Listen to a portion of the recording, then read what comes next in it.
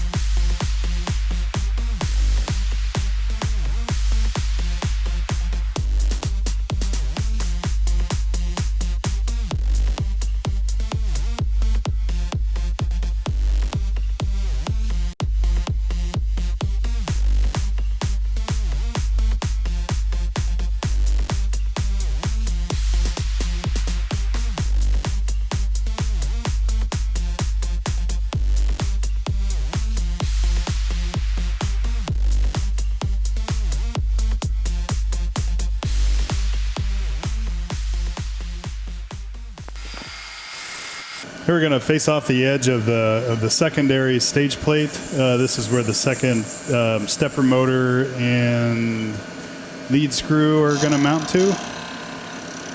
We're just getting it close to the first size. As far as width, I'll increase the spin a little bit. I'm just manually using this Haas TM1 mill.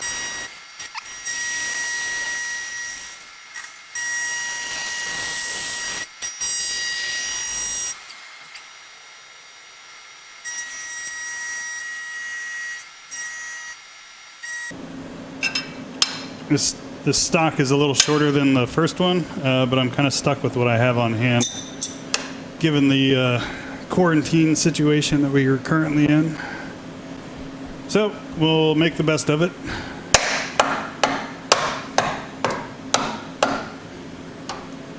Again, none of this is precision work. It's just getting an XYZ or an XY table with servo motors as fast as we can. This is rapid fire engineering and fabrication. And my parallels are good. All right, let's go back to the computer.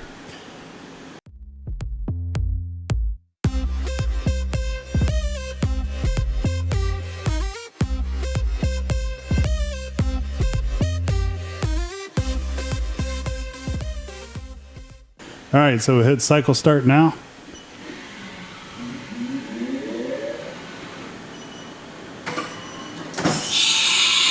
You see some of the G-code operating there. It said a change tool, and now it turned on the spindle, and it's going to do the center drilling,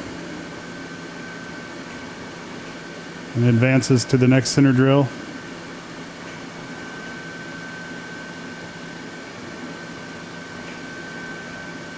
Over there on the right, you can see the feeds and speeds.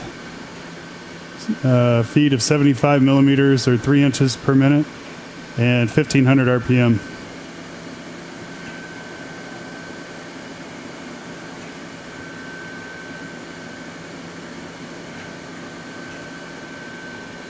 And it just kind of cranks through. You can also look at memory view. Oh, I guess not. Oh, well, let me switch to memory. Huh. Oh, well. I guess we're stuck on this overview. Here's spindle load and the 3 axes loads on the servos. Here we're doing a tool change.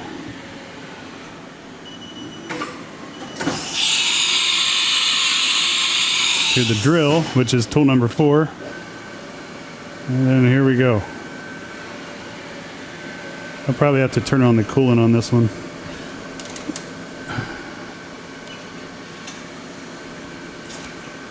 So now it's doing a drill peck. That's what this N60 or the G83 is. It's saying drill a hole at X 15 millimeters, Y minus 15 millimeters to a depth of Z minus 12.86. Yeah, and peck. I think Q means 2 millimeters per peck. At a feed rate of 75 inches per minute. The R, I'll have to look up what the R means.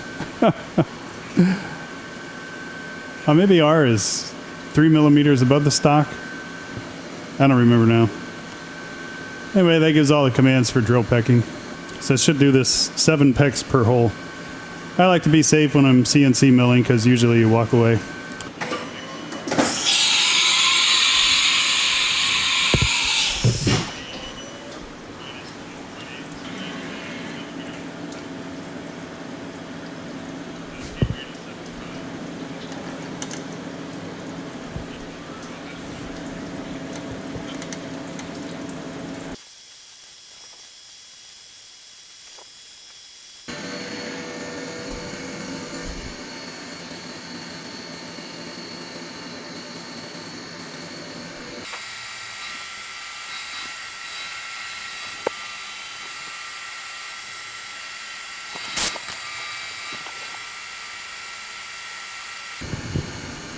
This is what a helical circle interpolation looks like. Currently the mill is spiraling down on all 3 axes. Actually 2 at the moment. But anyway, there's thousands of tiny little lines that it's stitching together, and that's what all this data is zipping by the screen real fast. So it's about to do it again here. So just cranking through all that data, and the mill is following all of that information exactly.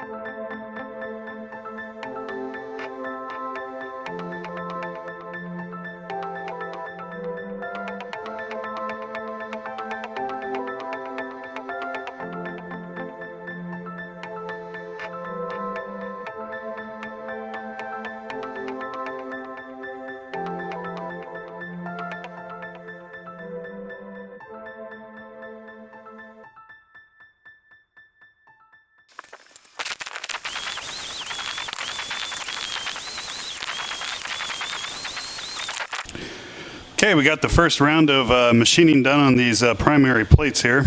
And as you saw in the CAD, I decided to flip everything upside down. That's so that the ram is always centered, or the punching ram over there is always going to push down on the center of this first block, which is kind of what we want.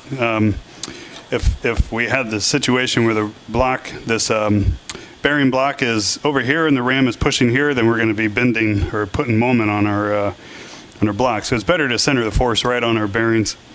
And they're rated at, I think, like maybe 1,900 pounds or so, and we're never going to get to that as long as you're on the center. But then it derates as you go off and create a moment arm.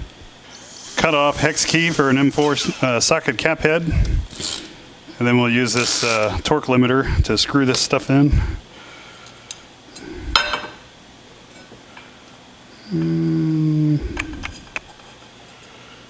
Get that started.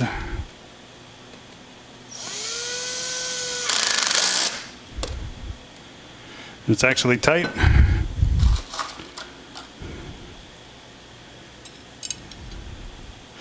I checked tightness to make sure I wasn't bottoming the screw out on the blind hole in this bearing block. So let's back it off a bit. And we can screw the rest of the stuff in. A cheap and dirty way of aligning a bearing block is to basically push all the screws against the one side of a machined hole array. So I'm pushing in the middle and then we tighten. And basically we're using the screws as a real rough alignment on the bearing block. But in this application, I think that's fine. Model, we're going to stick our lead screw assembly here. So these screws will probably work. Hopefully, ideally, I should have a washer. I don't know if I have washers though, because all the stores are closed here in California. But we're going to allow for general alignment slop here. And I may rebuild this whole thing later with more appropriate hardware, but for now we need to get this thing going. Okay, there's the first. And I saw one of these had one of the inserts was kind of pressed in poorly, so we'll keep an eye on that. I can find the other part. Here it is. In fact, I think this is the one. Let me zoom in. I don't know if you can see that, but this guy is pressed in a little crooked. So I'm going to go over to the. Oh, that's weird. The whole thing, yeah. This is this entire assembly was like $15 from China. So I got to figure out if I can fix that or not. I don't want to force it too much. I do have a spare. Yep. Oh, it gimbals. Oh, that's interesting. So this thing actually is a ball and socket joint. Neat. Okay. Well, that answers that question. So the fact that it gimbals, not very well, probably needs some lube, but I think it just needs to gimbal once when you install it. So let's go ahead and just force it and see what happens. Yeah, okay, so it's a gimbal joint there. Oh, let me get you in camera. So you can see how this thing gimbals around. It's a ball and socket. And that way it kind of fixes all of its alignment problems. And we can fix the alignment problems on the other end too. Of course, that one doesn't seem to gimbal. It's just this one. So, or that one's just jammed up. There it goes. So I just broke it free. So yeah, both of these gimbal. I guess that's good. I guess they worked through all of the assembly problems that people would have with these setups. So let me screw this guy in. I probably will have to take this thing back apart again because we need to make a bracket or something that ties this bushing into the second stage so we can move it around. So I still need to figure that out. I may actually break here once we do some more assembly and then figure out how to get that to work. But I think all I need to do is just unscrew or just pull this guy out. Well, actually, I can loosen it and pull it out. There's some set screws on this thing. Let me zoom in. You can see little set screws right there that kind of lock this screw in place. In fact, we need to go that way anyway. So let me loosen this and figure out how that happens.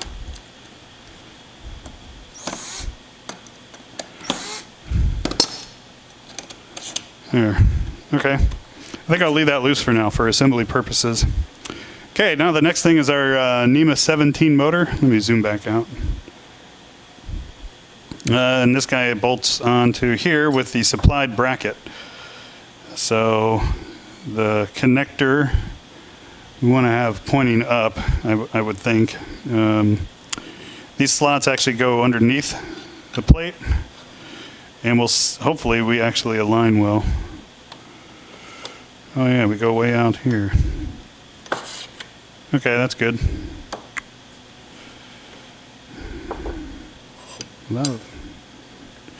Uh-oh, got our first problem.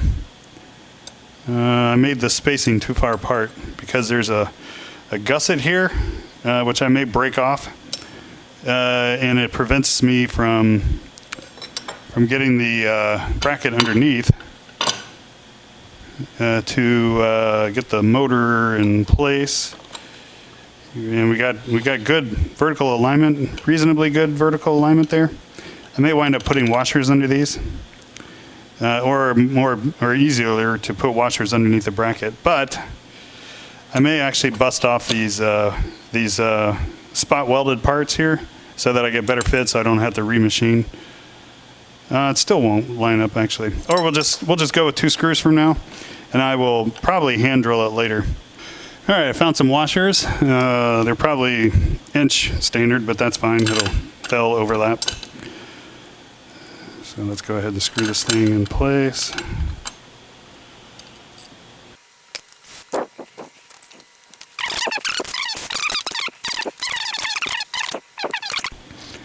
So the motor shaft is a smaller diameter, and then the ball screw is a bigger diameter.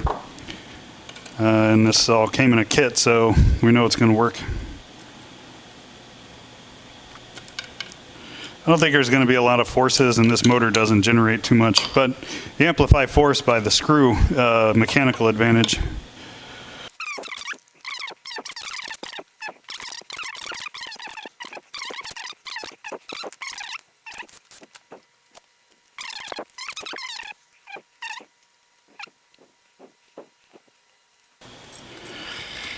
Maybe one was enough.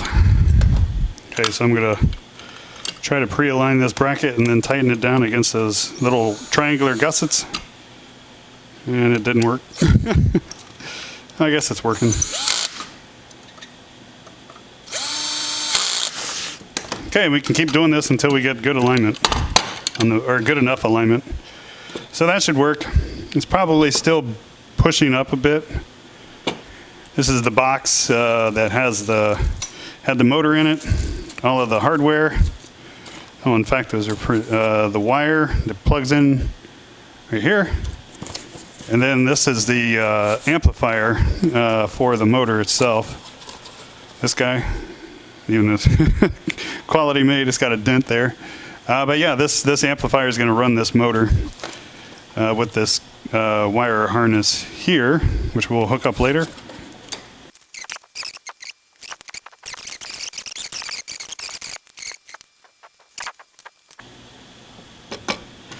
Okay, there we go. So now I can feel the steps in the motor when I turn the shaft. And yeah, seems to be turning pretty good there. All right. I think I'm going to stack up all the stages to make sure we don't have any major interference issues. Okay, so the next guy, this bearing rod here goes into our bearing block, which is recirculating bearings, the THK that I mentioned. And then our transition plate screws into this plate like that. And I was a little worried about clearance, but you can see I'm scratching in a little bit of a scratch here. So I may wind up grinding off a little bit of the top of this guy. But it's, yeah, you can see how it's wanting to hit. Actually, on second thought, I think I'm just going to put washers in this, similar to spacing off the motor over here. We'll just put washers to lift this plate up by 1/16 or 1.5 millimeters, and that'll fix our clearance problem. So let's pull this guy out, move this plate aside. Now here's our transition plate. Oh, I need to drill and tap these holes through. This plate was thicker than what I anticipated, so I didn't actually break through. So let me do that real quick.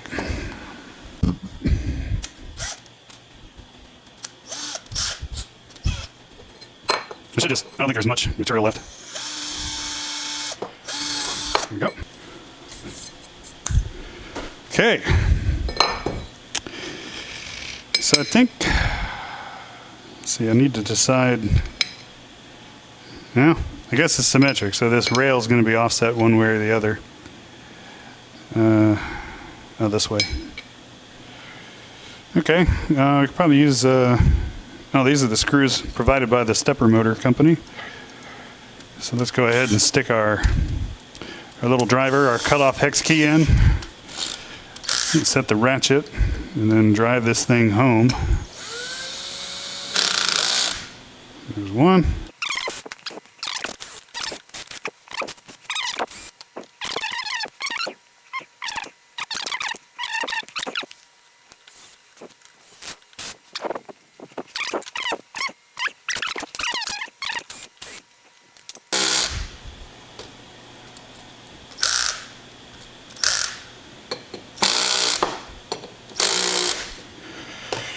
Okay, so we've added our little spacer in there.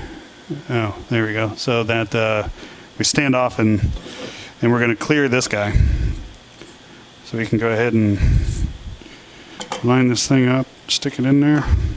There we go. So there is our first axis of sliding. Oh, crap. Even though I put it in upside down. It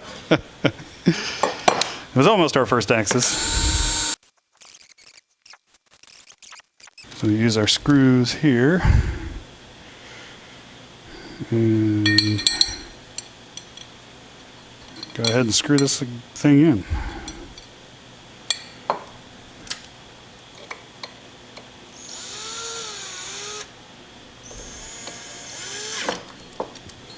Oof.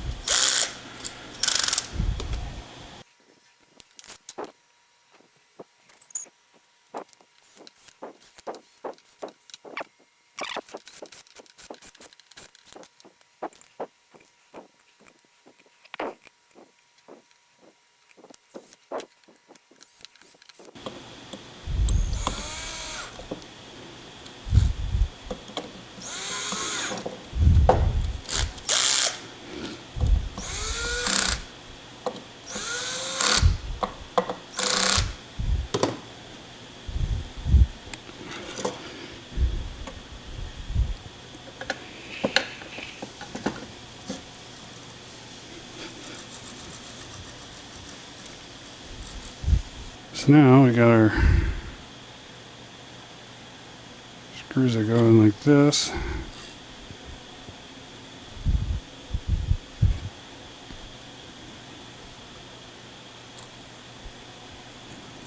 Like this.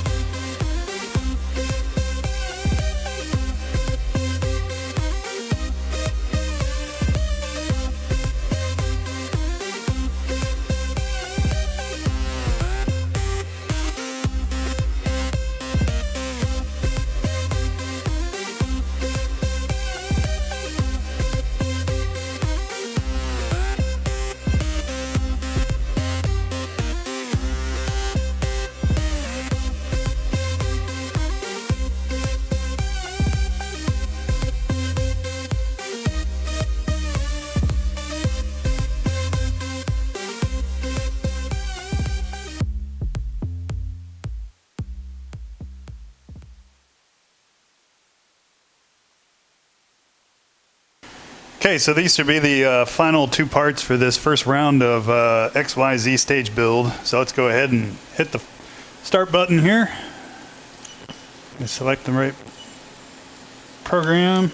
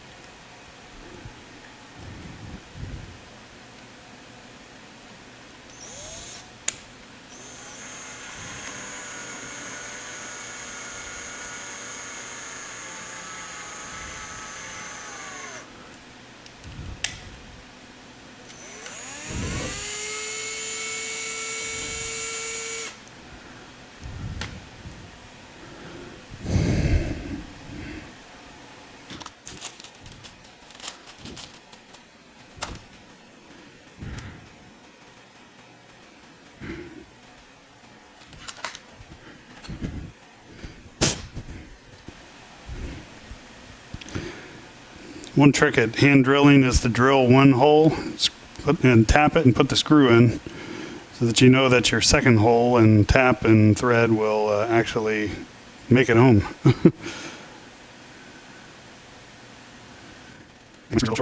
Okay, that's one. Oh.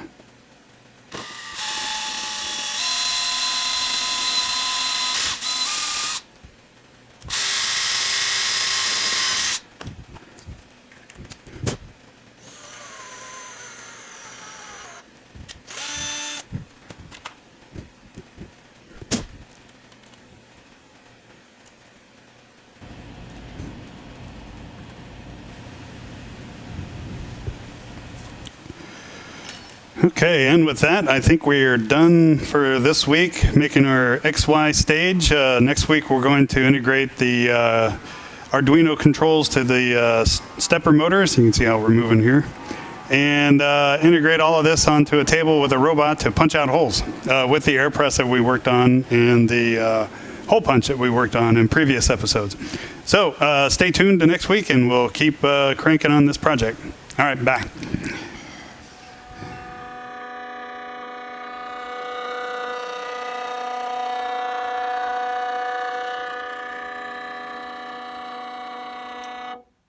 All right, did it. Stopped. Homed.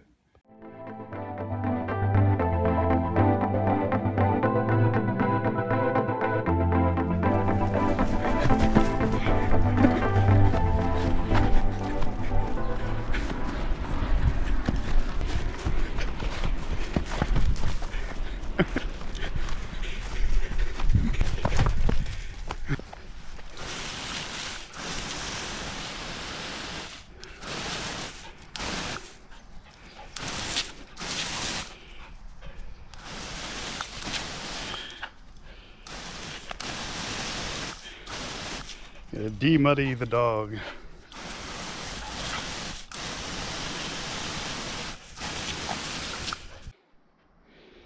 You tired now? You all worn out?